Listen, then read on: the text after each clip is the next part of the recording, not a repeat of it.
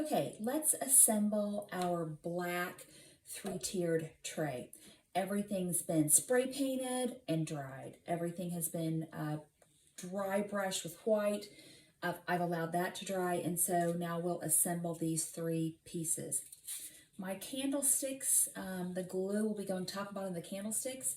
So first thing we want to do before we glue is we're going to sand off the edges. I think that just helps my glue stick a little bit better if it's not all painty. So I'll sand that off top and bottom with a fine grit sandpaper. And then make sure you use a damp paper towel to wipe that off so you're not trying to glue your little sandpaper crumbs. Okay, now I have measured and marked where I want my candlestick to go in advance, and I really can't think of anything more boring than watching someone measure. So just know that I did that. I measured it out. I made a mark on my charger plate with a pencil so that when I sit this down, I know exactly where it's going, so no surprises. So I am using Gorilla Glue, clear glue. I've had great luck with this glue. I made some cake stands using glass plates and candlesticks 5 years ago, and they're still holding together. So I believe in Gorilla Glue.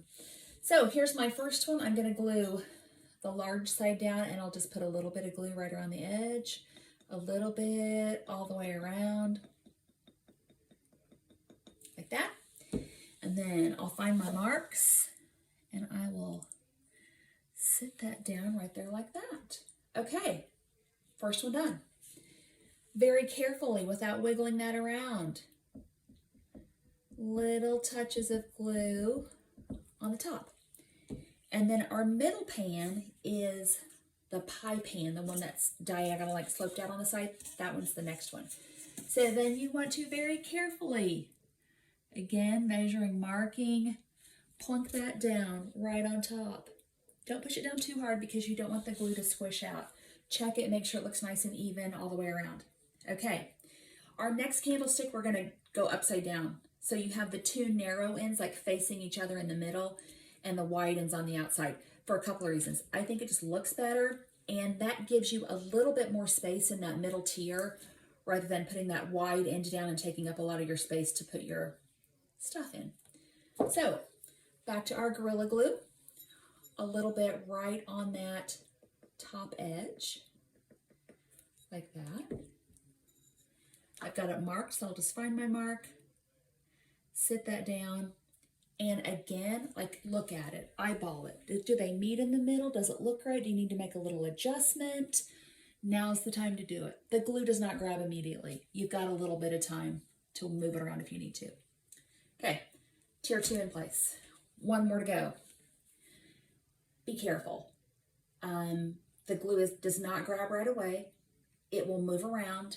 So you have to be very careful when you're gluing this together. You could glue one part, leave it alone for an hour or so, glue the next part, leave it alone, but that would be a super long video, and I know I could like compress that, but I'm just gonna do this all at once. I'm just gonna live dangerously. And I'll take my top, my last pan, and very gently sit that down on top. I'm gonna look at everything. Does that look even all the way around? Is it super cute? Yes, it is. And then I'm gonna take a can of soup. Not a huge can. Not like the, the family ravioli. Just a can, a soup can. And I'm gonna very gently sit that down right on top like that to hold those in place. And then I'm gonna leave that alone. I'm not gonna touch it. I'm not gonna touch it for like 2 hours. Don't pick it up, don't wiggle it around, just leave it alone and let the glue do its thing. The other one, I'm gonna scoot it real carefully across the table. There we go. So the other tray we're working on is the 2-tiered, and I have my little feet attached or glued to my cake pan, and those have been sitting there probably half an hour, and they're not stuck. I could pick them up. So we're gonna let that sit, leave that alone. When that's dry, flip it upside down, put my candlestick in the middle and my weird metal basket on the top. And then we'll have our 2 tiered trays. So here we are with our finished black 3-tiered tray.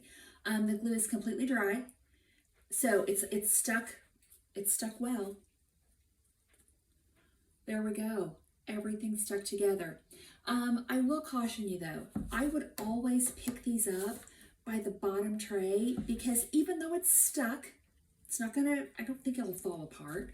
Even though it's stuck, we are gluing dissimilar materials together, you know, glass to metal, and sometimes the bond isn't 100% permanent for all eternity. So just pick it up by the bottom tray.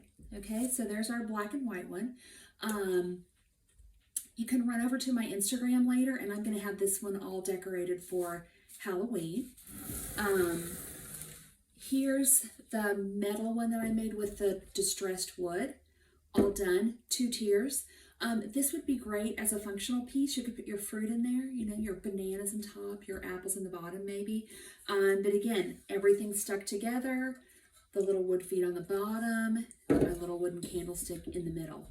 And then here's the one that I showed you at the beginning. This is exactly the same as the black tray, but I just did white paint, a flat white paint, and then distressed it with gray. And then you can see that I have decorated this one for fall. So there's my take on the 3-tiered tray that is absolutely everywhere right now. I hope you liked it, and I hope you make one. See you next time.